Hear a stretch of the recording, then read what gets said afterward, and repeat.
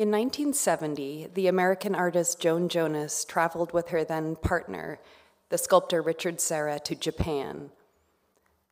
It was here at the source that Jonas acquired a Sony Video Rover 2, the latest iteration of the portable video system known as the Portapak, which became commercially available in the mid-1960s.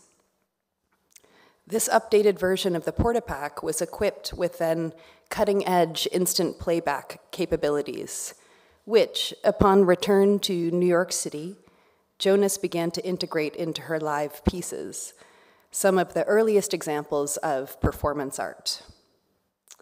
As a medium that unfolds before an audience, performance has often been aligned with presence and the presence of the performer, of the audience, and the unique point in time that they share.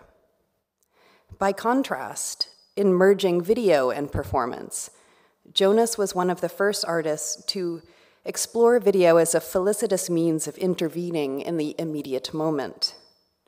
The bedrock of her resolutely hybrid practice was not unmediated experience, but a newly technologized presence, telepresence, the ability enabled by electronic media to be present at a distance. After returning from Japan, both Jonas and Serra made works that incorporated distance. Richard Serra constructed Shift between 1970 and 1972, a colossal site-specific concrete sculpture in an old potato field north of Toronto. And Jonas helped him lay out this sculpture, the parameters of this giant work that you see on screen here. The parameters were determined by how far apart Serra and Jonas could get from one another while still keeping each other in view. So there were these kind of the long distance foundation for this artwork. However, the viewer, as you see here in this photo of the person standing next to the wall, the viewer could walk through the sculpture freely, ultimately deciding on their own proximity. At the same time, Jonas was making large-scale outdoor performances. And in contrast to Serra, Jonas's pieces enforced distance as the condition of co-presence of performers and spectators. So here you see that the spectators are stationed on top of a building, and in this photo, we are among the spectators who are looking at these very, very distant performers that you can barely see here in the distance. By placing them far away from each other across various landscapes, beaches, rivers, college campuses, and city blocks, Jonas pushed the definition of co-presence to its extreme physical limits, connecting the performers and spectators with a kind of analog telepresence through waves, claps, mirror flashes, and shifting formations, techniques she called signals. When her initial experiments with video found their way into her performances, telepresence was enacted through live cameras and closed-circuit television, thus mediating the ostensibly more intimate milieus of galleries and lofts. We live in a culture that may be defined as the telepresent, permeated by technologies that allow us to transcend space and time. We take this ability for granted, especially since the pandemic forced us to keep our distance from one another, and instead to meet through increasingly ubiquitous technologies that facilitated and infiltrated our interactions. Chris Paulson, the amazing art historian in our presence, here in this room, Chris Paulson has called Jonas a forerunner of the artists who, towards the end of the 20th century and into the 21st, investigated the rise of telepresence and the ambiguous experience, at the time so new and strange, of being both here and there. If you haven't read her book, then that's the title, and you should read it. Well, Jonas is undoubtedly a groundbreaking predecessor her practice continues to be groundbreaking in another sense, in its process of excavation. Her video performance work reveals the concurrent and mutually formative emergence of video and performance art in the 1970s, two seemingly distinct categories of artistic production. But she also asks us to look deeper toward the complex origins of telepresence and the outmoded telemedia, optical telegraphs, spirit mediums, speaking trumpets that are lodged in the strata underlaying our technologized presence. When Jonas's vertical roll was included in a video art festival in 1975, the artist expressed dismay in her journal. "In this video show, they have me as a video artist," she wrote, lamenting the, quote, pain of lost, forgotten performance. The forgotten performance is Organic Honey's visual telepathy, the live event and preceding video of the same title that gave rise to Vertical Roll, which then fed back into another performance, Organic Honey's Vertical Roll, that same year. Vertical Roll exists as a standalone video, but the larger body of work from which it was extracted, performance and video, are not so easy to divide. The closed-circuit video equipment used in Vertical Roll, for instance, formed part of the mise-en-scène of the events it recorded. You can see that a little bit better in this photo here. So that the apparatus of video, by turns, impeded, fragmented, magnified, and multiplied the audience's view as they watched, all at once: the performance, the camera woman, a TV monitor, and a projection screen. Okay, so here's the video clip that may or may not work. Oh, yeah, someone else is great. I'm just going to see what happens with the sound before I start talking because it's quite intense.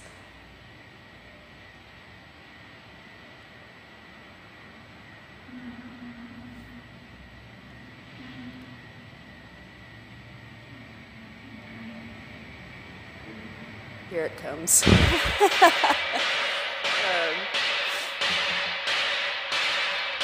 Could you maybe mute it just so I can talk over it for, I don't know who I'm talking to, but.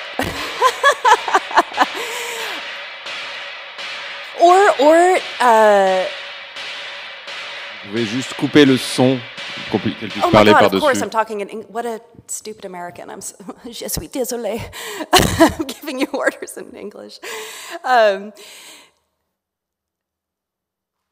Technology infuses Jonas's movements in this video, in which a black bar caused by desynchronized signals scrolls up the screen, creating a rhythmic distortion akin to film frames that, rather than the cinematic visual pleasure we might expect, reveals the artist's body in fragments. The tight frame admits only body parts, half a face, marching feet, turning torso, outstretched arm, which are then obscured by technological interference, the body glitched. As Jonas hops over the bar or allows its staccato roll to animate her hips, it is impossible to tell where the video ends and the performance begins, or vice versa. As Jonas intimates, they are painful to separate.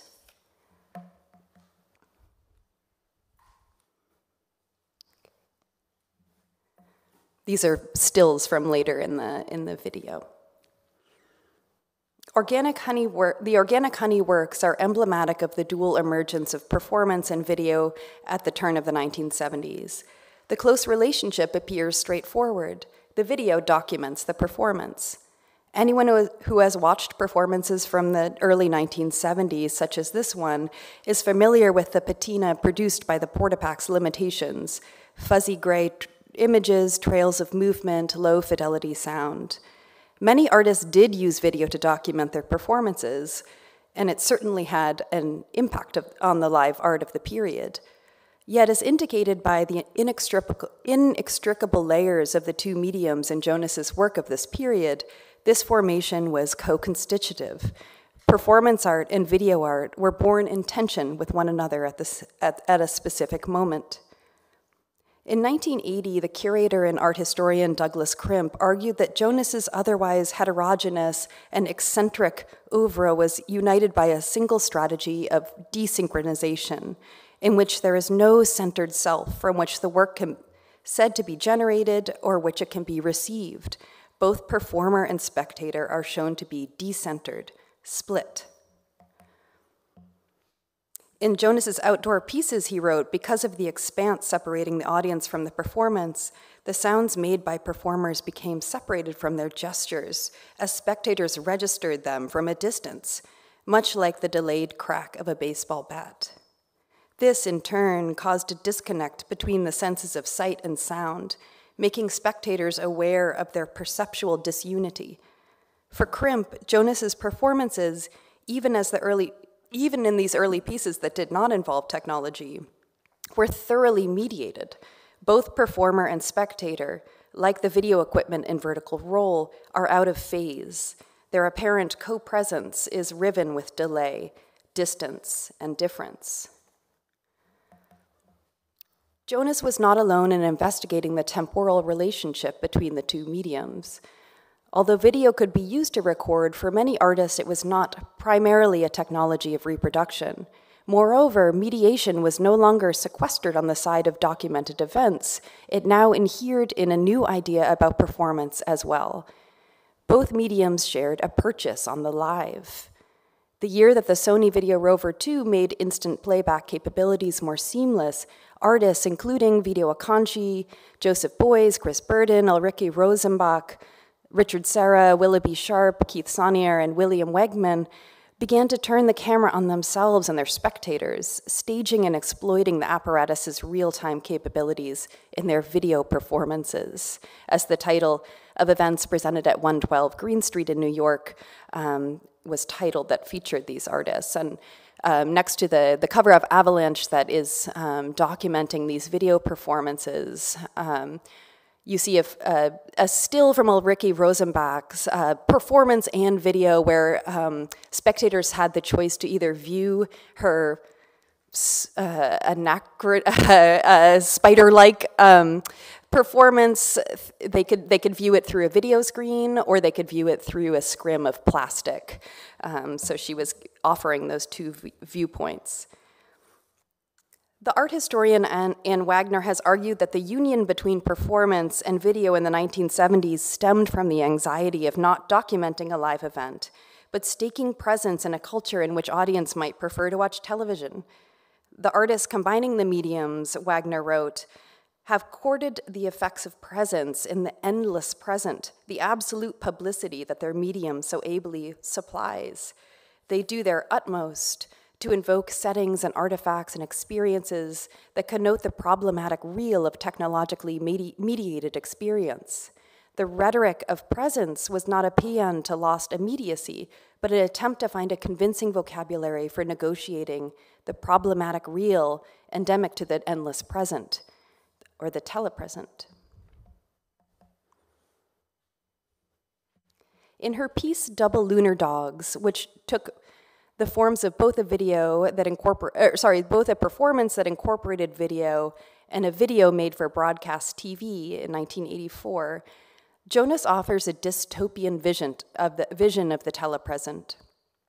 The work is based on Universe, a 1941 science fiction serial by Robert A. Heinlein about a giant spaceship that has been traveling for so many generations that the crew has little idea of where they came from or where they're going. The ship therefore exists in a state of total presence, no past and no future, as well as no perceptible inside or outside.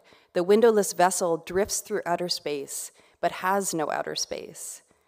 In performances such as the Berkeley Art Museum and the Performing Garage in New York, and then also venues in Europe such as at this theater in Genoa in Italy, Jonas dramatized this total here and now by transforming the space into a spaceship, employing closed-circuit video through which the performers appeared to one another and the audience.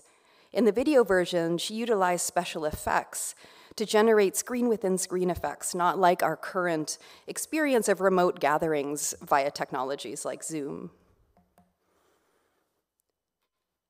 Our desire to see outer space was behind the invention of the first teletechnology, the telescope, which transmitted enormously distant visual information to the human eye, which we'll hear a lot more about in better context coming later this afternoon.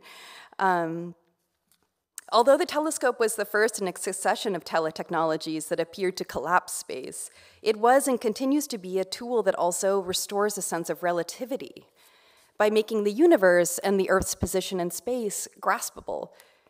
Heinlein's sci-fi narrative, by contrast, describes a thoroughly technologized artificial world without any sense of spatio-temporal distance, akin to what Paul Virilio has described as a teletopia, a world characterized by immediate teleaction, instantaneous telepresence. And an interesting coincidence, Marvin Minsky, the scientist who coined the term telepresence in 1980, as he envisioned a future shaped by remote action and presence at a distance, was, like Jonas, inspired by Heinlein's science fiction. So they both were reading Robert Heinlein, Joan Jonas and Marvin Minsky. In both Universe and Double Lunar Dogs, the protagonist, the hero in Heinlein's version, and the heroine in Jonas's, defies the mandate to forget that underlies the ship's culture of total presence. Jonas's earlier work of the 1970s illuminates the history and archaeological depth of our seemingly endless present through a similar drive to remember, by invoking the forgotten histories of the distance technologies we now take for granted. In Jonas's work of the previous decade, of the 1970s, she was unexpectedly led through her otherwise cutting-edge explorations of new media to early visions of telepresence rooted in telegraphs, telepaths, and telephones, and thus to a way of investigating so-called new media by reactivating the historical context and unrealized potential of these obsolete and in some cases totally speculative modes of storage and transmission. Looking forward, looking back, an archaeologist of the telepresent. The rudimentary modes of telepresence and the outdoor performance delay, and other early performance works have roots in the early history of telemedia, as Evgeny told us about so compellingly in his presentation yesterday. In Joan's beach piece, Jonas climbed a ladder on a vast tidal flat and with a large mirror flashed sunlight at the audience stationed a quarter-mile away. The use of optical signaling techniques has been traced back to ancient Greece. The heliograph, or solar telegraph, which used reflective sunlight, was developed for transmitting Morse code in military and land survey operations in the late 19th century, following the invention of the electric telegraph.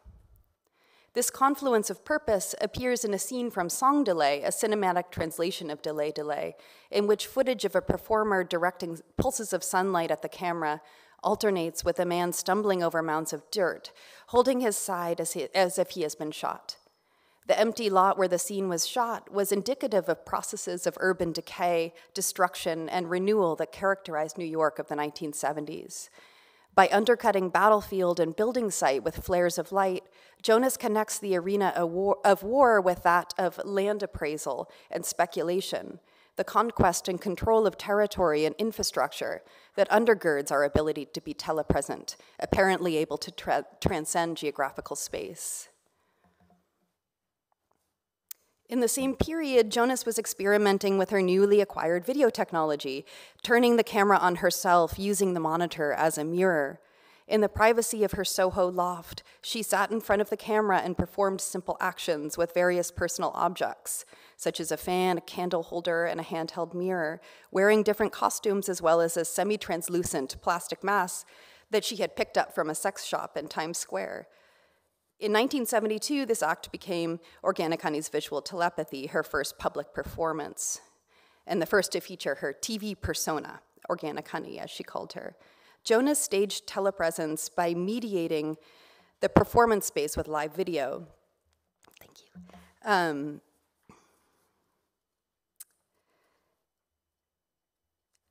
The idea for the piece was the simultaneity of an audience watching someone perform for the camera and seeing what the camera sees, and the discrepancy between the two.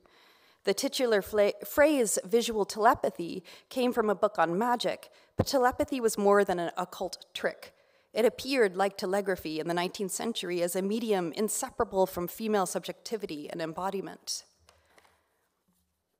These qualities are central to Organic Honey performance in videos, the performances in videos titled Organic Honey, in which Jonas not only performs female identity, but also embodies the telepathic medium, a subject not fully present to herself or to others, and all the figure's ambiguous feminist possibilities.